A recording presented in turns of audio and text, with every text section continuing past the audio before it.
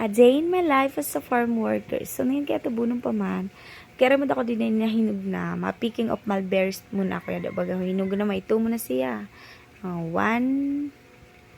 Hanap pa ako. Minimad pa ako didi. Nag-iisa siya. Kwaon ko na. Two.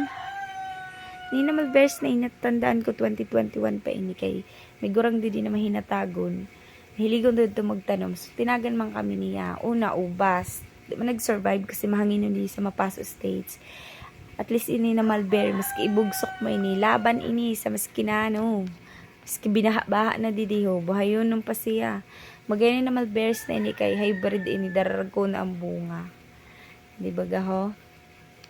Tapos may dinara ko sa patag na imod ko pa nga ni dito sa may karakap. Ano, dako-dako naman siya, mabinungahon talaga yadto.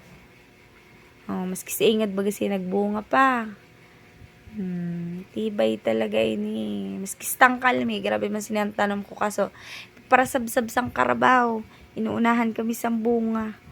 Kaya bu mag-zoom, baka naman si iPhone, charis. Habo talaga mag-zoom, bahala ka dida.